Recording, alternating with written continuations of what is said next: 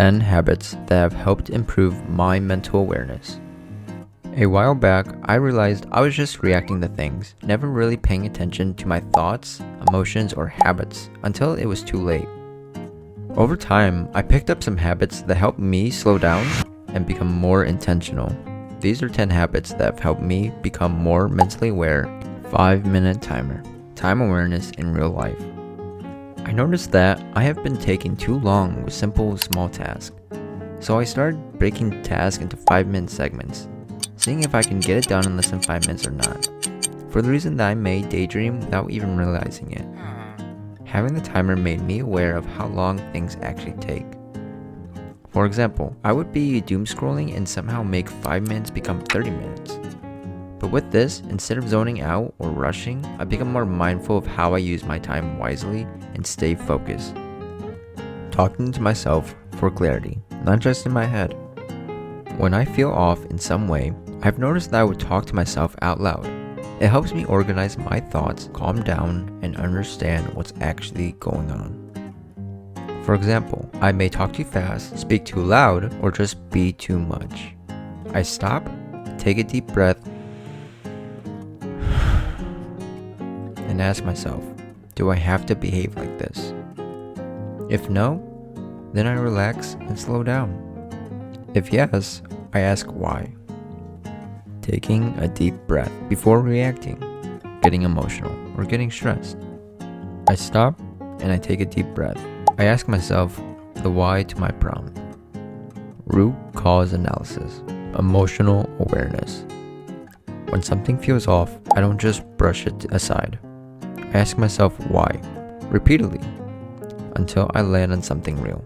What may be reoccurring will be then focused on being prevented by identifying the cause of the problem with an appropriate solution. This isn't about solving the problem, it's about understanding where it's coming from. It helps me process emotion or problem and not just escape from it. Reality check and counting graces, logical grounding. When I feel overwhelmed, I pause and say, reality check. I remind myself of the things I'm grateful for. Sometimes just realizing I ate, drained, or created something that day is enough to get me out of the negative mindset. It brings my focus back to reality instead of struggling with my thoughts. Journaling or reflective note-taking, making thoughts visible. I want to learn from my mistakes and actually make sure I didn't relapse with the problem again. So I started writing things down on my phone. I don't take notes every day, but when I feel stuck, I'll be utilizing AI like ChatGPT to clarify my thoughts, feelings, and behavior in an understanding manner. Or I will talk to someone if it is something that is related to the other person. That way, I can take note of this new profound information about myself while learning how to implement it into my daily life. Self-evident affirmations. They are undeniable facts. I didn't realize that I needed this until I learned this from Alex Hormozi. He is an entrepreneur, investor, and philanthropist. He taught me self-evident affirmations. You list out your achievements that you have done in your life. If you haven't achieved anything drastic, that's fine. Small wins count too. They're undeniable wins. They could be used for bigger wins. They could be cycled to be even bigger and better. Now utilize this list of accomplishments as your undeniable facts to build confidence. This has been a great source to rely on as for reminding myself who you are and what you're capable of. Red filters and screen limits. Reducing digital stimulation. I have the issue of staying up too late and losing track of time, so I started using a red filter on my phone and my laptop to cut down the blue light and make screens less stimulating. I also add app timers to my social media to catch myself before I scroll too long. These small changes help me ease off dopamine overload and stay more present when I use my devices. I've been able to go to bed a lot sooner and feel a lot more calmer and relaxed when going to bed. Putting time limits on my vices. Practicing moderation with awareness. I don't always eliminate distractions, I've started putting timers on things like social media, gaming, watching TV shows or anime, or other habits I tend to overdo. It's not about cutting them out completely. It's about catching when I'm slipping into autopilot and putting a limit on it. That small act of control reminds me that I can engage without losing myself in it. Eventually though, I do plan to substitute my vices with healthier activities every now and then, but still keep the vices because they are my guilty pleasures. Awareness is a pattern, not a performance. I used to think being aware meant always being calm, always thinking things through.